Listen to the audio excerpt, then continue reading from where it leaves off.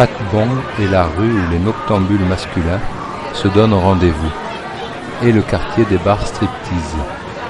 On trouve aussi un marché du soir où les petits revendeurs proposent toutes sortes de grandes marques, fausses bien entendu. Les étals débordent, exposant chemises de coton, ceintures de cuir, portefeuilles de crocodile, montres et gadgets. Mais il existe un tel décalage entre les couples qui marchandent une fausse Rolex ou un sac en crocodile et les hommes qui hantent les bars et les salons de massage, que cette cohabitation ne permet pas de créer une véritable ambiance. La Thaïlande a une superficie comparable à celle de la France, mais elle est plus allongée puisqu'elle s'étire sur 1700 km, du Triangle d'Or au nord à la frontière malaise. Le pays est largement ouvert sur deux mers, l'océan Indien d'un côté et le golfe du Siam de l'autre. Bangkok est une ville bruyante et active de jour comme de nuit. Les embouteillages et la pollution sont devenus un problème national. Les Thaïs sont venus de Chine. Pendant des siècles, ils ont lutté contre les Khmers à l'est et contre les Birmans à l'ouest. Ils ont su faire ensuite d'habiles compromis avec les puissances coloniales françaises et anglaises. Thaï veut dire homme libre. Les premières principautés thaï datent du 6e au 12e siècle. À partir du 6e siècle, les Thaïs ont fui la Chine pour sauvegarder leur identité. Ils partaient par vagues successives au fur et à mesure que les empereurs chinois contrôlaient mieux leur pays. Certains d'entre eux se sont établis dans la vallée du fleuve Chao Phraya, la mairie de Bangkok, le centre de la Thaïlande actuelle, où ils formaient de petites principautés, dominées alternativement par les Birmans et par les Khmers d'Angkor. Avec ses remparts crénelés blanchis à la chaux, ses bâtiments de facture occidentale néoclassique aux toits orientaux tourmentés, ses tuiles vernissées multicolores, ses enchevêtrements de cours et de passages, de portails, d'escaliers et de pavillons gardés par d'impressionnants guerriers de stuc. Le mal et le bien de la bataille. Le mal, c'est qu'ils sont le visage des singes. Le grand palais mêle harmonieusement les genres. Le souverain actuel ne l'habite pas. La terrasse supérieure mérite assurément le détour. On peut y admirer le reliquaire en forme de chédid doré, la maquette d'Angkor Wat, et autour de ces monuments sont éparpillés de fantastiques animaux mythologiques, les démons gardiens du temple, nés de l'imagination d'artistes prisés pour leur qualité esthétique. Le troisième, le pagode, c'est comme une forme de maïs. C'est le style cambodgien. On peut avoir 5000 feuilles d'or comme ça. Avec la porcelaine donc qui vient de Chine. Ceux qui sont sacrés qu'on appelle des éléphants blancs. Les maquettes d'éléphants sont des répliques des éléphants blancs, symboles des règnes passés. C'est des cloches quand il y a du vent.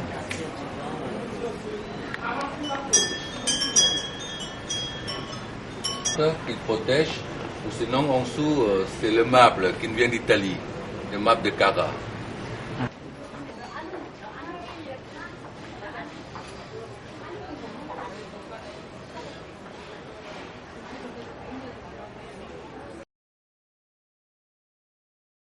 Et il est tous doré à la feuille d'or.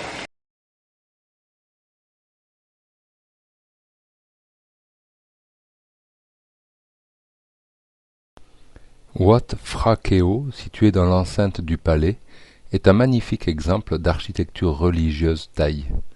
Les bâtiments élancés de la pagode royale sont particulièrement harmonieux, avec leurs toits à étages couverts de tuiles vernissées vertes et oranges. C'est là que se trouve le fameux Bouddha d'émeraude, une statuette de 75 cm. C'est la plus vénérée de toutes les statues du royaume. Donc là, c'est le palais du roi. Comme l'ambassadeur éléphant. pour monter. La Thaïlande est un des bébés tigres de l'Asie du Sud-Est. Sa croissance est aujourd'hui de l'ordre de 5%. Le revenu moyen par habitant est d'environ 200 €, soit 10 000 bahts. Ce chiffre cache d'énormes différences d'une région à l'autre et même à l'intérieur d'une même province.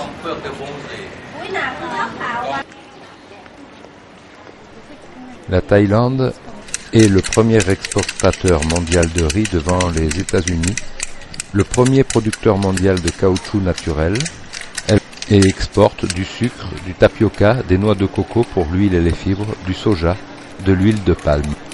La Thaïlande a développé une industrie de la soie de très bonne qualité. La production de ciment nécessaire à la croissance rapide des villes constitue l'une des principales industries du pays. Alors les gens achètent les grands Bouddhas pour les donner au temple. Elle exploite aussi des ressources naturelles essentiellement dans le sud, mines d'étain à ciel ouvert, puits de pétrole et gaz naturel.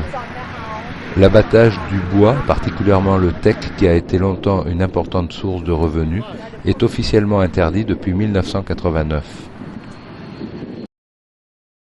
Quand ça devient mûr, ça devient gros comme ça, à peu près cette taille. Le cocotier. Tout le matin, le monsieur qui va passer avec le morceau de bambou, il va monter sur le cocotier. Il va couper cette partie de la fleur, attacher le bambou. On couperait le jour qui coule de la fleur. Quand ils sont le jour, c'est là qu'ils vont le bouillir là-bas pendant 1 heure ou 2 heures. Enfin, la pêche et le secteur agroalimentaire sont également des secteurs florissants. La Thaïlande exporte crevettes séchées, thon en boîte et fruits en conserve. Le tourisme constitue depuis une dizaine d'années la première source de devises de la Thaïlande. En Thaïlande, les esprits doivent avoir aussi leur maison, sorte de pagode miniature posée sur un socle. La plus modeste hutte de village est l'hôtel où la banque les plus modernes de Bangkok ont leur maison des esprits, dont l'installation et l'inauguration correspondent à des rites précis. Des offrandes quotidiennes empêchent les esprits d'importuner les hommes.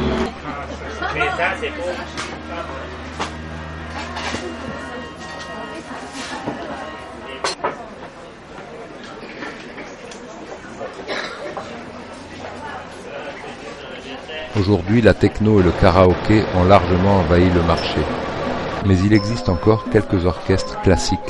Cloches, gongs, xylophones en bois de teck, tambours, cymbales marquent le tempo, à 3 temps comme en Inde, tandis qu'un instrument à cordes ou à vent suit une ligne mélodique à 5 tons comme en Chine. Apprécier cette cacophonie demande un peu d'habitude, mais les danseurs sont si agiles et les danseuses aux longs doigts curieusement recourbés sont si gracieuses. Ils miment un épisode du Ramakien, une interminable histoire d'origine indienne, le Ramayana, pleine d'enlèvements et de rebondissements. De source indienne, le Ramayana fut introduit par les Khmers en 900. Le Ramakien est un récit symbolique de la lutte entre le bien et le mal. Le prince Rama, roi d'Ayutthaya et réincarnation de Vishnu, est aux prises avec Tosakan, le démon aux 10 têtes et aux 20 bras qui a enlevé son épouse Sita. Avec l'aide du roi des singes Hanuman, Rama parvient à récupérer sa femme après de nombreuses péripéties.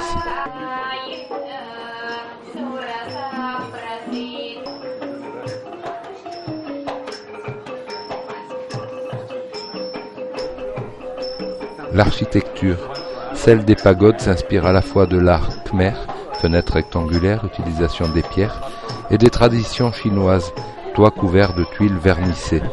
Le mélange des couleurs permet les effets les plus réussis et les fautes de goût les plus criardes. La peinture s'inspire à la fois de la Chine et de l'Inde. Comme dans l'art chinois primitif, il n'y a pas de perspective, et la taille des personnages indique leur rang social. Mais contrairement à la peinture chinoise, le paysage est à peine esquissé et ne joue pas un grand rôle. Quant au sujet, il s'inspire presque toujours des récits indiens des vies de Bouddha. La céramique, le royaume de Sukhothai avait fait venir des artisans chinois qui développèrent un art si riche en abandonnant notamment l'usage du bleu et en utilisant de nombreuses couleurs que leurs œuvres étaient souvent exportées jusqu'en Chine.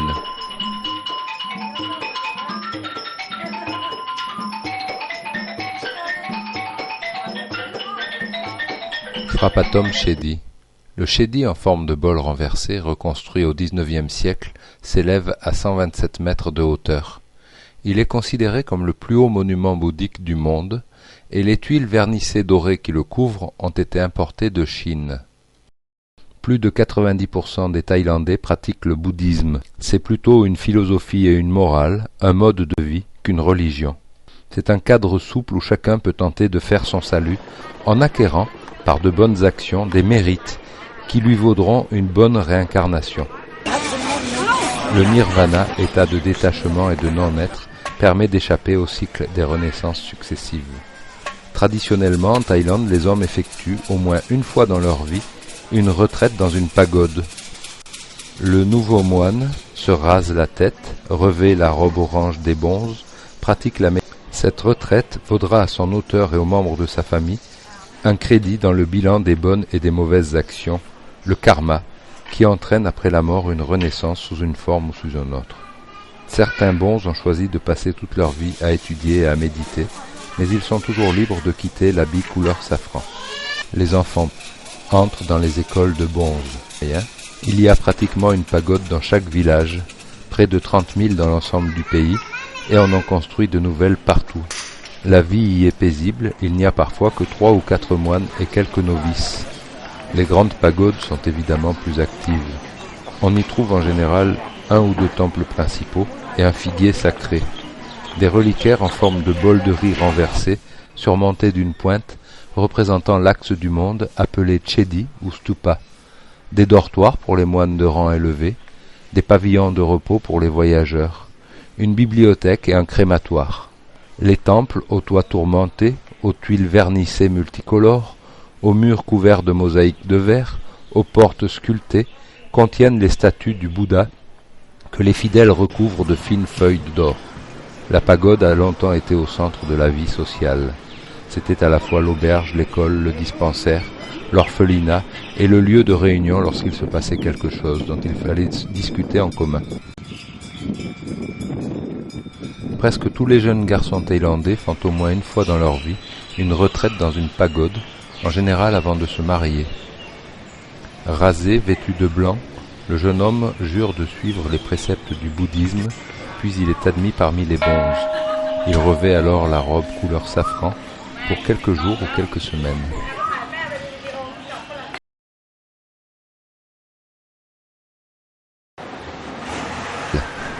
La grande plaine centrale, arrosée par le Chao Phraya et ses affluents, est le grenier à riz et le cœur de la civilisation thaïlandaise.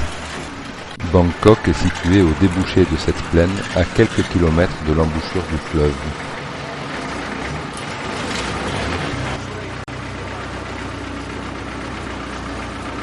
Le marché flottant de Dam Noen Saduak est situé à une centaine de kilomètres de Bangkok.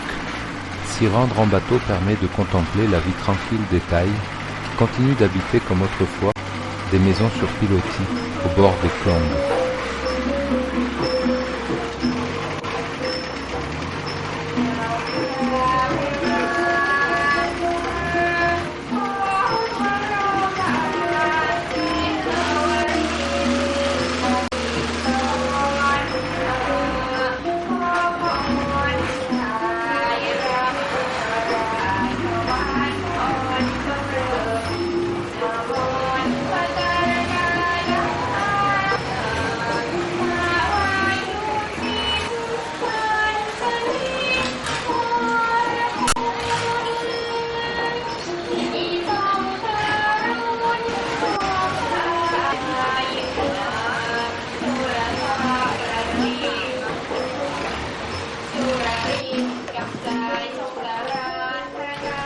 Coiffés d'un chapeau de paille, les marchandes pagaient doucement, poussant de maison en maison leurs pirogues chargées de fruits, de légumes, de paniers, et même de soupes et de plats cuisinés sur des braseros allumés. Elles sont des centaines à se rassembler chaque jour au marché flottant.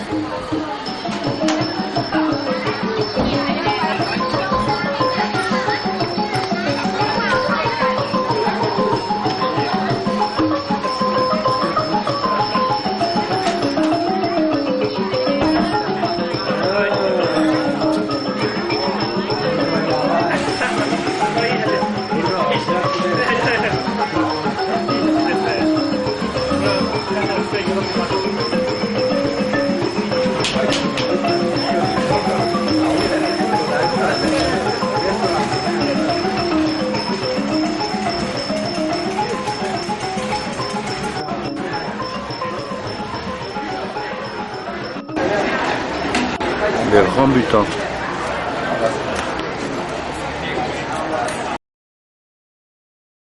Le Bouddha qui est né en Suriname de Ficus. Monument fait par le premier roi, 1629, abandonné en 1656, après le décès de sa femme dans la pagode.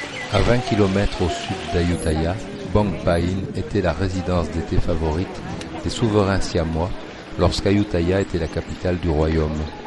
Après la fondation du Bangkok, Bangpain tomba en désuétude jusqu'à la fin du XIXe siècle. Un des premiers palais qui était en bois de teck et qui a été restauré par le roi actuel. Là, on fit reconstruire le palais en combinant harmonieusement plusieurs styles. Cela constitue aujourd'hui un ensemble de bâtiments pleins de charme, disposés autour de bassins, dans un grand parc entouré d'un mur. Le pavillon Esawan Tifraya, construit à la fin du XIXe siècle, est une merveille de l'art architectural thaï. On y trouve aussi un palais néoclassique italo-victorien, un pagodon chinois et même un pavillon suisse et une chapelle bouddhique gothique.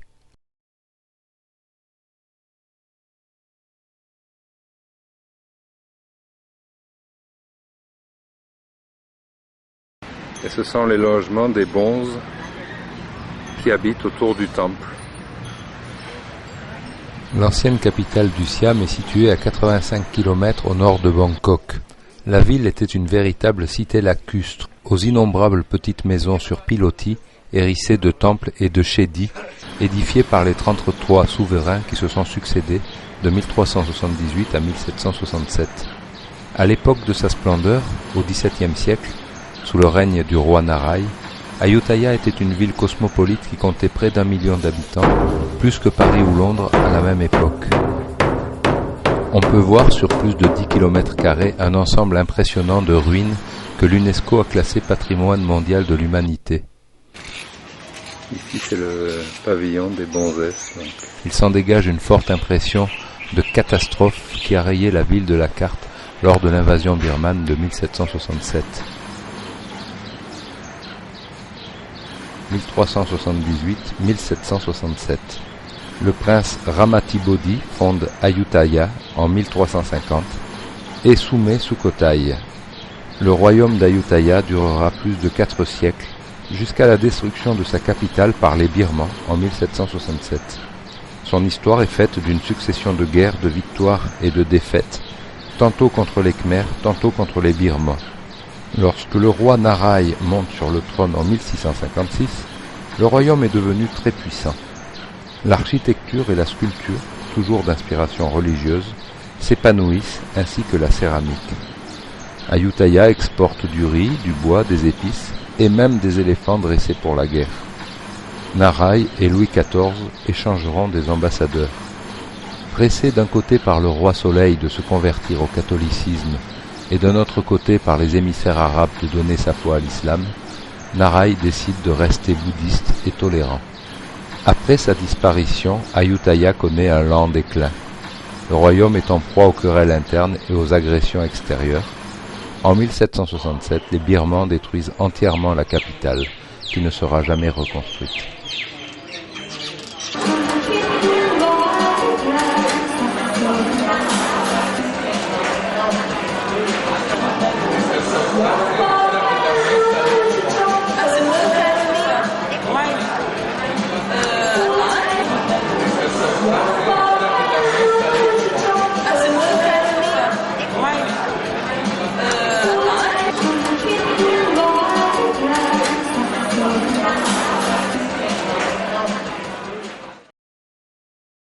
Alors là, on vient visiter le temple des singes, qui est en pleine ville.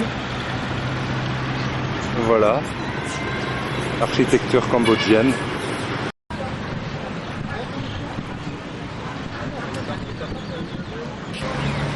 Donc avant ici, c'était une partie de l'Empire Khmer, ce qui explique ce type de temple.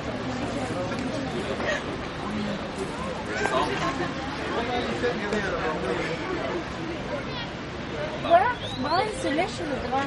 Regarde le tu vas voir, regarde comme il fait. Ah ouais.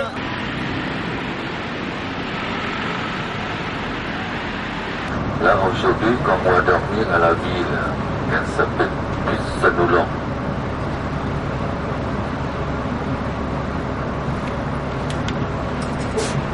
C'est là.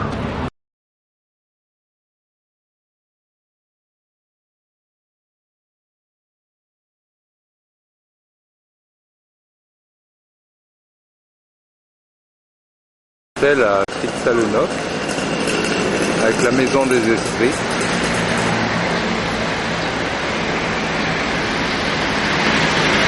Porte des offrandes, donc tous les jours.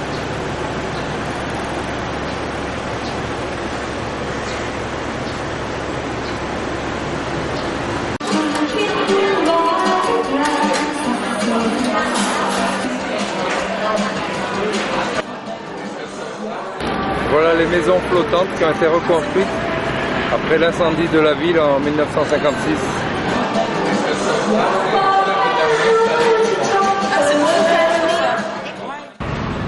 On remonte. Le matin, on a 60 km jusqu'à la ville. Elle s'appelle Sukhothai. C'est là qu'on va visiter le premier royaume de Thaïlande.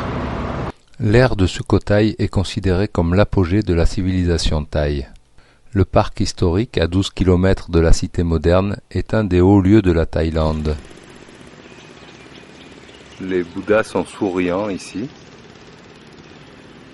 La ville a été abandonnée à cause des maladies. Wat Mahata, le plus grand temple de Sukhothai, est un carré de 200 mètres de côté qui était ceint par un mur et des fossés. Le stupa central, en forme de bouton de lotus, est caractéristique du style Sukhothai. Une forêt de colonnes et de chedis entoure d'immenses statues du Bouddha que les fidèles revêtent de robes de bonze couleur safran.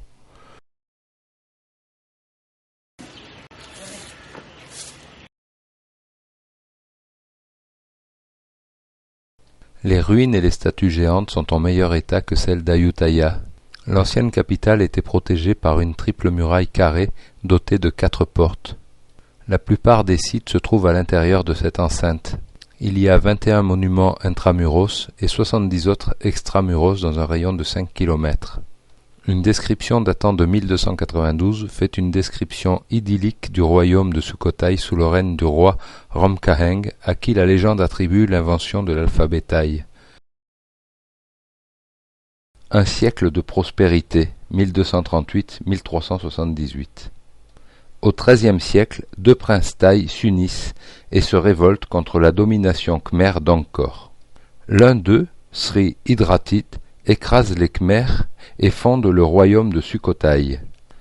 En 1253, Kubilai Khan, l'empereur mongol qui règne à Pékin, parvient à contrôler le sud de la Chine, provoquant une émigration massive de Thaïs, dont l'arrivée dans la vallée du Chao Phraya renforce la population et la puissance de Sukhothai. C'est le début d'une ère de prospérité et de rayonnement culturel qui va durer un siècle. Son fils va s'allier avec le roi de Chiang Mai pour lutter contre les Khmers et les Birmans. Il met en place un système d'administration centralisé qui durera jusqu'au XIXe siècle. Il encourage l'agriculture et le commerce. En outre, le bouddhisme se développe à la cour, le roi faisant venir des moines de Ceylan. Il construit de nombreuses pagodes. À sa mort, Sukhothai contrôle une partie de Laos et presque toute la péninsule malaise. Mais les États vassaux vont se révolter et les héritiers du roi se querellent. C'est le début du déclin de Sukhothai.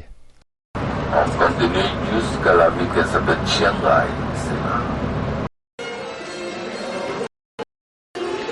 Hôtel du Petit Canard.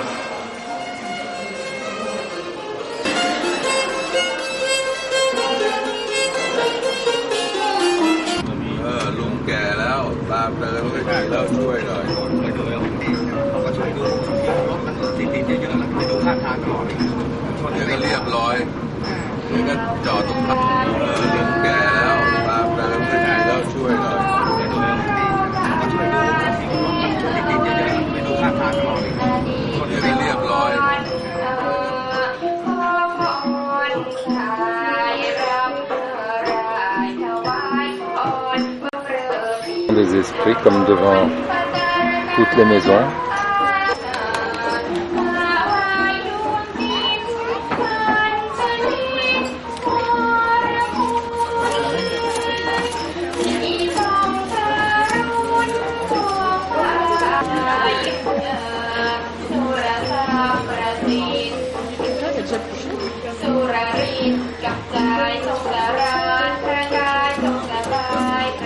Alors ça, ce sont des jacquiers.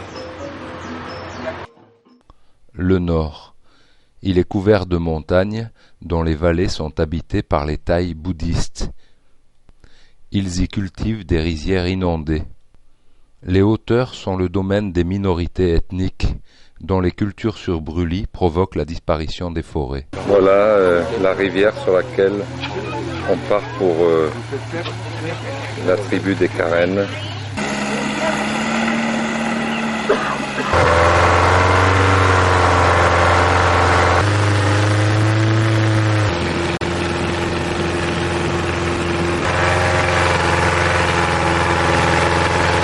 Voilà le piton que je vais mettre autour du cou, donc. J'espère qu'il va pas m'avaler. Je le referai pas 100 fois. Regarde, ça tient chaud après la balade. Prends-la toi. Prends-la toi. Ah, mais il y a le cache. Elle m'énerve. Je vais finir par le bouffer, le serpent.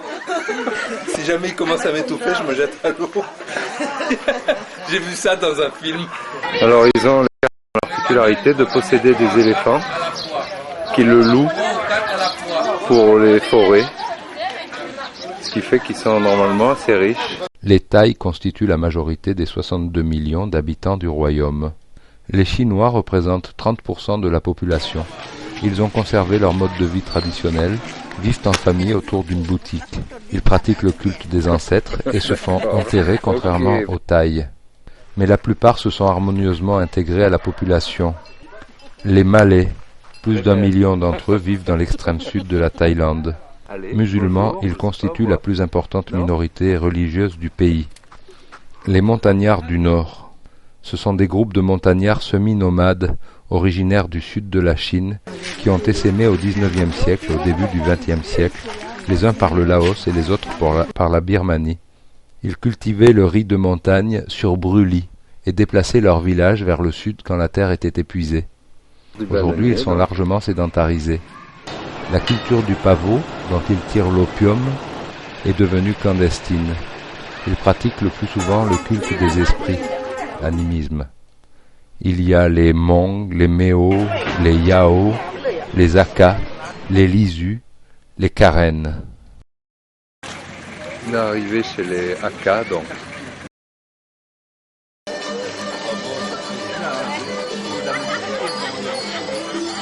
L'un est le féminin, devant la maison du chef normalement. On a mis à sécher.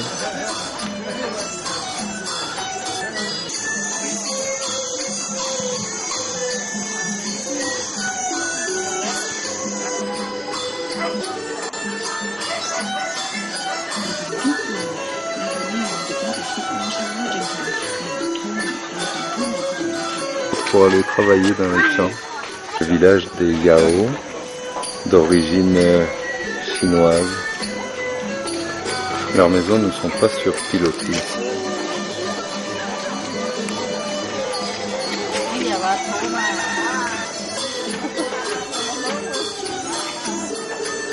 Ça, c'est semble-t-il un papayer. On a vu mes citrons à volonté. Ça fait...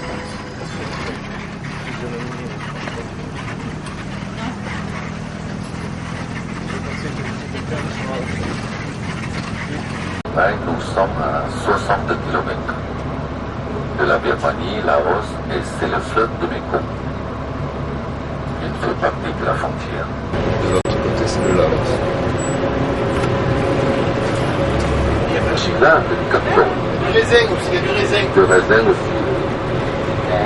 Au-delà, par le fleuve de Mekong, nous sommes à 200 km du sud de la Chine. Le tabac, le litchi. Avant, il y avait l'opium, mais c'est interdit maintenant. Voilà, là nous sommes presque au Triangle d'Or. Au restaurant où on s'arrête.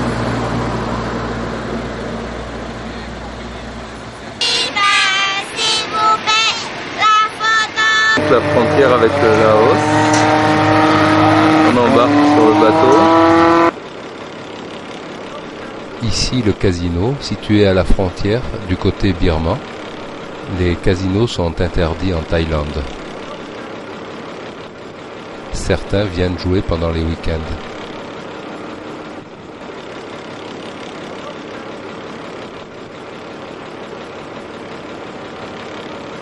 Le village des pêcheurs, au bord du fleuve. On est à pêcher des filets.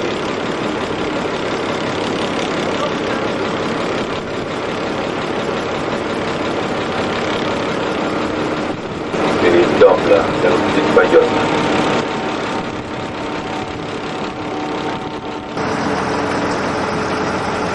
Voilà.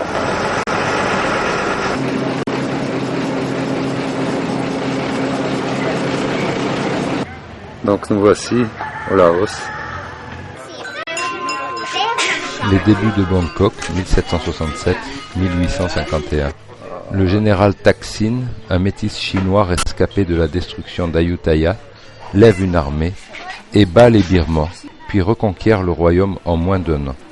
Ayutthaya étant en ruine, Thaksin installe sa capitale à Thonburi, qui est aujourd'hui un quartier de Bangkok, sur la rive du fleuve Chao Phraya.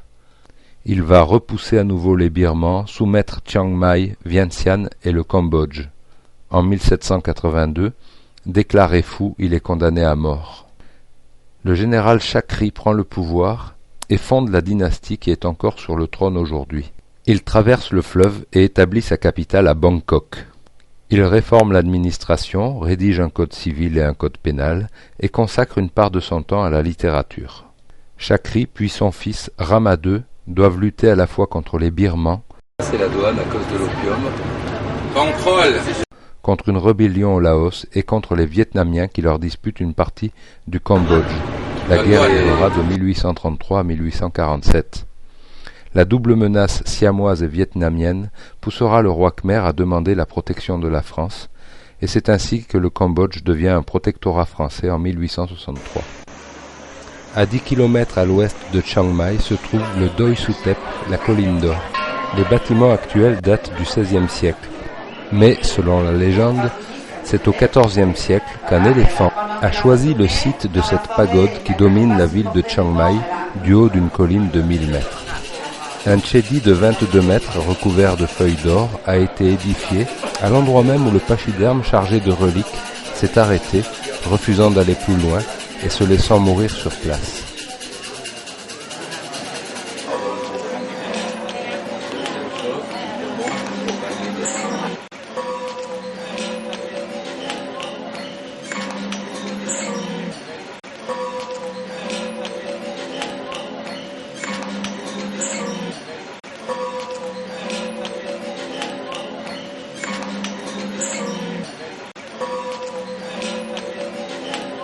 quelqu'un qui veut l'eau bénite. C'est lui qui prend, c'est lui. Oui, il a un peu plus parce qu'il a pas pris la douche. Il faut un peu plus. Il y a les gars. Oui, il y a les gars. Moi, je cul.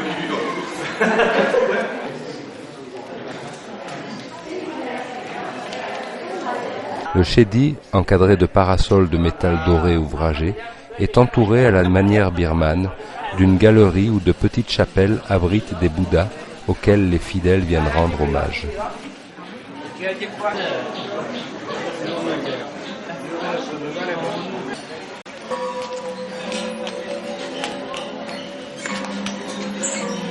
Donc c'est du style birman et tout est fait avec du bois de teck.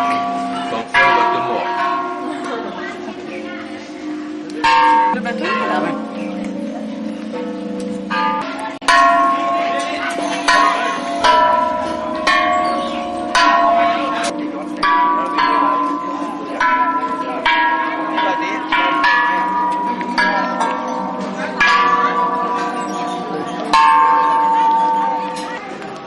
Chez les habitants du Nord, il y a cette paillote-là, et les gens qui passent peuvent se servir, et l'eau, c'est l'eau de la pluie. Avec les cheveux longs. C'est ses cheveux. Cette statue qu'on appelle la déesse de la terre. C'est de la terre. C'est pour les cultivateurs qui viennent la voir avant de la mousson. L'éléphant. Ou celui qui l'a porté le morceau de relique et qui l'a monté jusque là.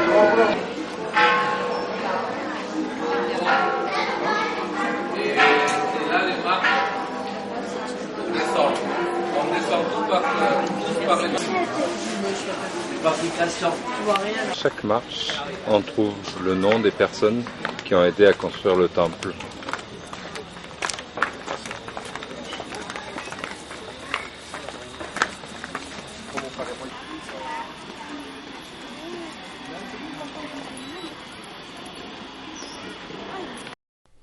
Les Thaïlandais pratiquent le Wai, salut main jointe en geste de prière. Toute une hiérarchie sociale s'établit selon la hauteur jusqu'où montent les mains, l'inclinaison plus ou moins prononcée de la tête, l'obséquiosité ou la nonchalance du geste. On va le laisser une demi-heure. C'est la même famille. Pour coller le papier sur le bambou, c'est avec la colle du riz.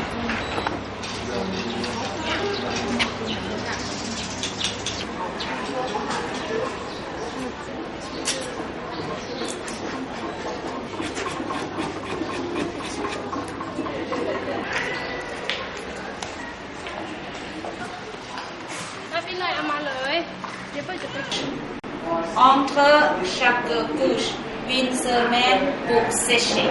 Laquer, sécher, poncer. Laquer, sécher, poncer.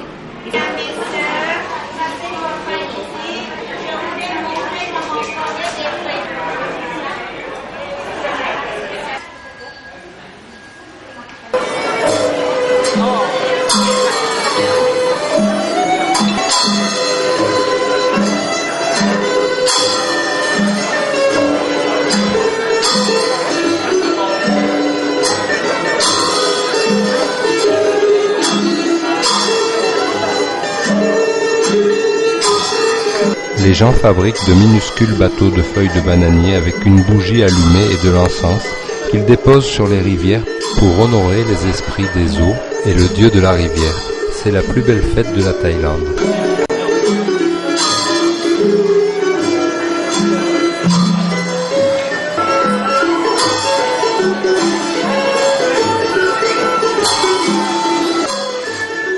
La danse Sao Mai représente le travail de la soie.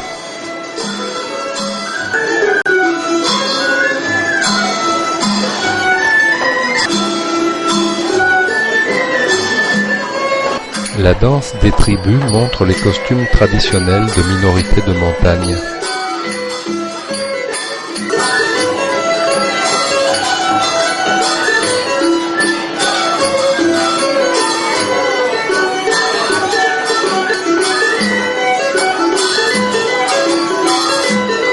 La danse Ti montre l'utilisation des ombrelles.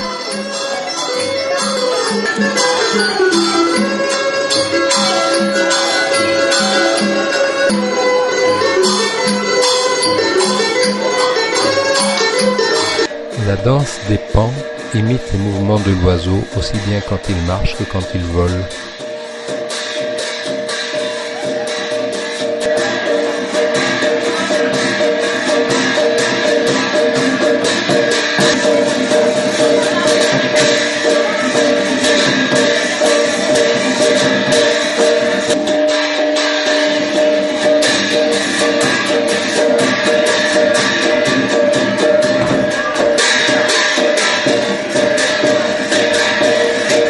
La danse des Yao. La danse de la récolte du thé est très populaire chez les Yao.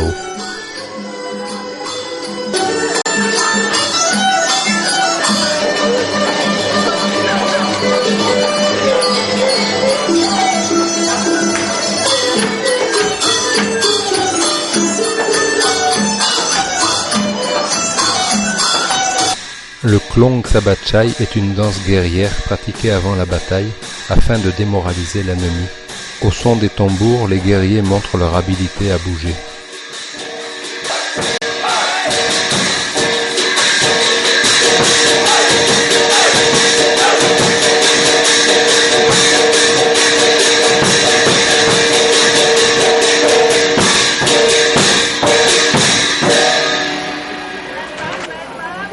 La faune. Elle a pâti de la disparition des forêts. Les tigres, léopards, tapirs, gibbons, éléphants sauvages sont en voie de disparition. Heureusement, beaucoup sont aujourd'hui protégés. Et il reste des ours, des gors, c'est-à-dire des bisons indiens, des pangolins, des varans, de nombreux singes, des serpents, des dauphins et bien d'autres encore. 900 espèces d'oiseaux, migrateurs ou non, vivent également sur ces terres.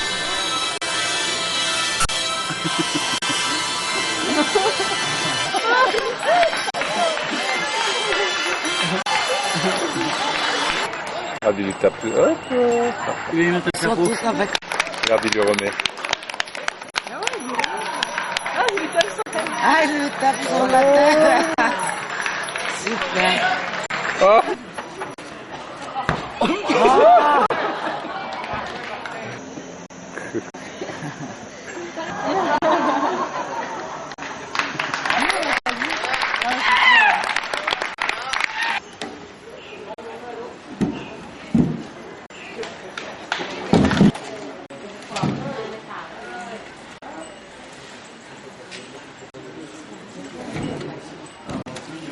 Malheureusement, depuis plusieurs décennies, la superficie de la forêt a énormément diminué, entraînant la disparition de plusieurs ressources naturelles. L'exploitation du bois est désormais interdite. Aujourd'hui, la Thaïlande a mis quelques 50 000 km² en sûreté en créant des parcs nationaux et des réserves naturelles. La flore comprend de nombreuses espèces de bambous, des bois durs tropicaux comme le teck, des fruits innombrables et quantité de fleurs parmi lesquelles les orchidées, symbole du pays, dont la Thaïlande est le premier exportateur. Les rizières profitent des inondations annuelles des nombreux cours d'eau s'écoulant à travers les plateaux.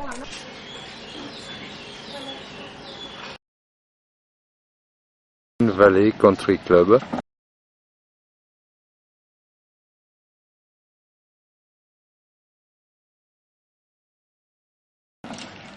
On voit les golfeurs qui passent.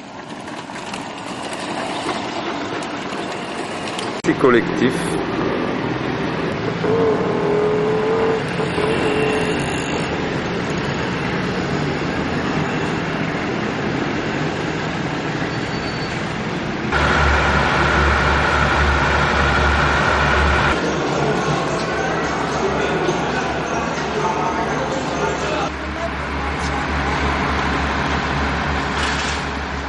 À 130 km à l'ouest de Bangkok, la ville de Kanchanaburi est le point de départ d'agréables excursions le long de la rivière Kwai.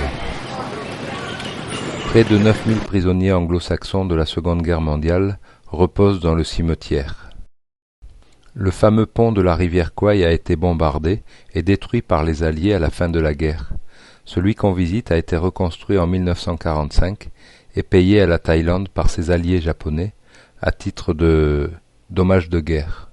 Le chemin de fer de la mort, Les Japonais tentèrent pendant la Seconde Guerre mondiale de construire une ligne de chemin de fer pour envahir la Birmanie. On estime que 16 000 prisonniers de guerre anglo-saxons et plus de 50 000 coulis asiatiques moururent sur ce chantier. Le film tiré du roman de Pierre Boulle a été tourné dans la jungle du Sri Lanka.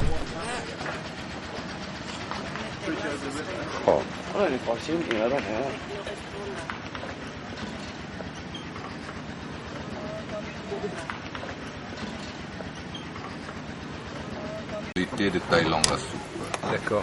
Il va avoir des champignons, la pousse de bambou, ça c'est la pousse de bambou. Ouais, absolument. Ouais. Oui, Ça va, sans rajouter.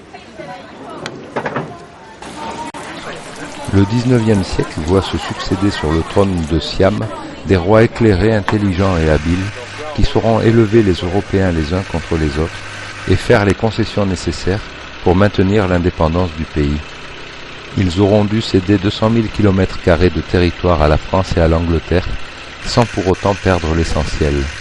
C'est ainsi que le Siam, situé entre les zones d'influence française, l'Indochine, et britannique, l'Inde, la Birmanie et la Malaisie, sera le seul pays d'Asie avec le Japon à n'être jamais colonisé. 1910-1932, le roi Rama VI entrera en guerre aux côtés des États-Unis lors de la Première Guerre mondiale. Le Siam est un des signataires du traité de Versailles, ainsi qu'un membre fondateur de la Société des Nations en 1920. Je disais que j'allais voler, je l'ai pas raté.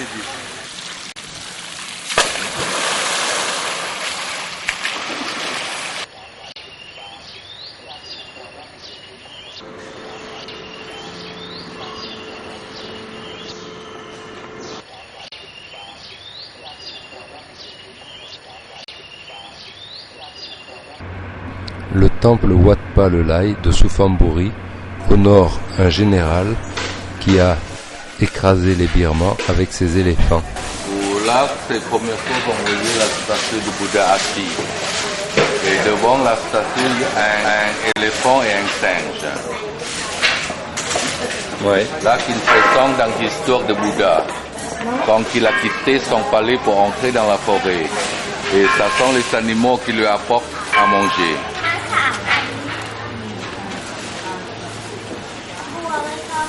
Voici le général.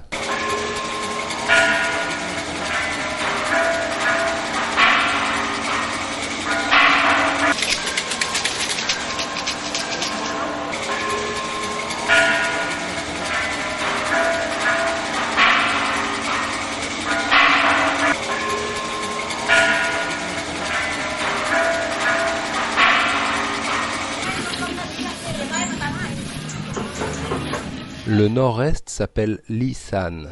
C'est la région où la terre est la plus pauvre du pays. L'Isan est peuplée essentiellement de paysans d'origine lao ou khmer, attachés à leurs terres et à leurs traditions de fêtes et d'artisanat. Arrête les voitures. La ville de Phimai abrite une importante cité ancienne. Il s'agit là du plus important sanctuaire khmer en Thaïlande. Il fut édifié au Xe et XIe siècle, puis remanié et agrandi au XIIe. Terrasse surélevée, le pont Nagaraj, point d'entrée vers le sanctuaire. Ce pont, selon les croyances populaires, symbolise le lien entre le paradis et la terre. Au pied, 2 lions protègent le sanctuaire. La terrasse est ornée de balustrades en forme de naga. À chaque pierre, il y a les trous. C'est pour transporter, qu'ils mettent les morceaux de bambou. Il y a la statue, ça sont des danseuses. La bienvenue. Le pont Nagaraj vous conduit au Gopura Sud, la plus importante des 4 entrées du sanctuaire, placée au centre de chaque pan du mur d'enceinte. La Thaïlande contemporaine. En 1932, un coup d'État militaire met fin à l'absolutisme. L'idéologie fasciste se développe en Asie comme en Europe à la même époque. Alliés de l'Allemagne et du Japon, les Siamois prennent part à la guerre. Ils occupent une partie de l'Indochine française et aident les Japonais qui tentent d'envahir la Birmanie. La ligne de chemin de fer destinée à cette attaque n'ira finalement guère plus loin que le fameux pont de la rivière Kwai. En 1945, le Siam devient la Thaïlande. Prenant prétexte du fait que l'ambassadeur du Siam à Washington avait refusé de remettre officiellement la déclaration de guerre de son gouvernement aux autorités américaines en 1941, les Alliés passent sous silence le rôle que le Siam a joué pendant la guerre. La Thaïlande entre à l'ONU. Elle servira et sert encore de base arrière à l'armée américaine. À part de brèves tentatives de démocratisation, les dictatures militaires plus ou moins répressives se succéderont à Bangkok jusqu'à ces toutes dernières années. Ici se trouve la statue du roi qui a construit.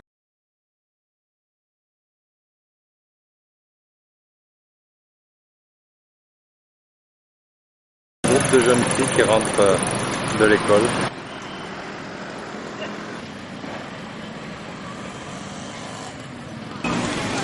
Ah, c'est sympa, hein? Là, c'est le riz. Ah, c'est du sucre de canne, ça.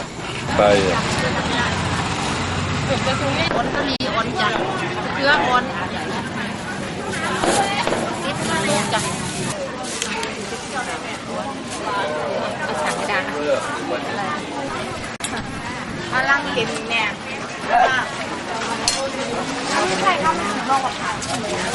Ah, le dernier système pour passer les mouches à la viande, super.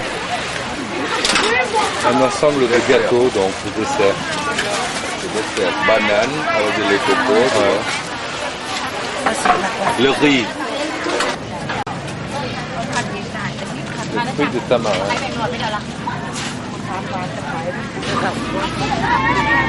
Verre à soie. Pas? Non, il n'y a pas qu'à faire. Le marché de fruits de Klangdong.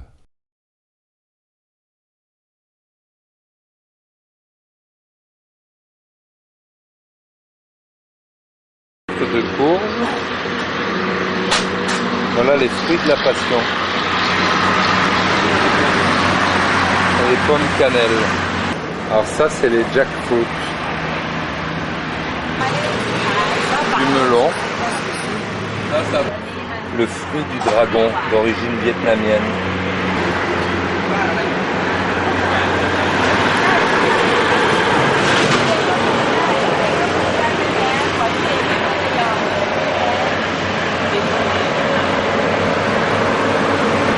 Une variété de poires qui sert plutôt à faire la cuisine. On voit de la papaye. Toutes sortes de fruits séchés. Des pamplemousses énormes avec une grosse peau. Ils produisent du vin. La banane cuisinée et de la mangue. Quelques raisins.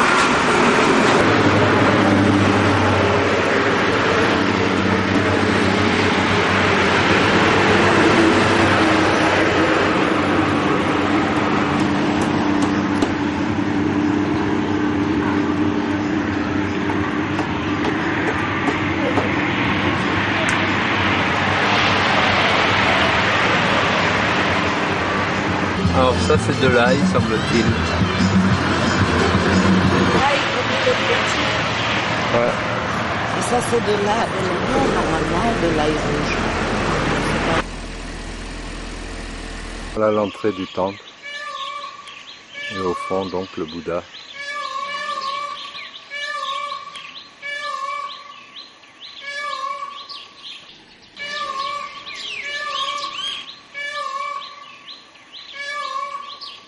Il fait 45 mètres de haut. Voilà 3 Bouddhas différents, donc là, en méditation, le Bouddha debout et le Bouddha qui combat le mal au centre.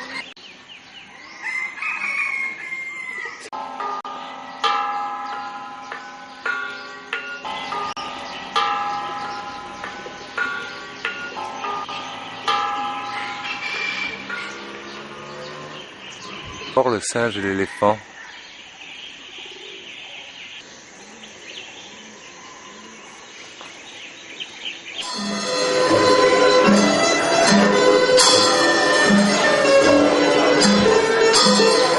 Alors ça c'est le crématorium.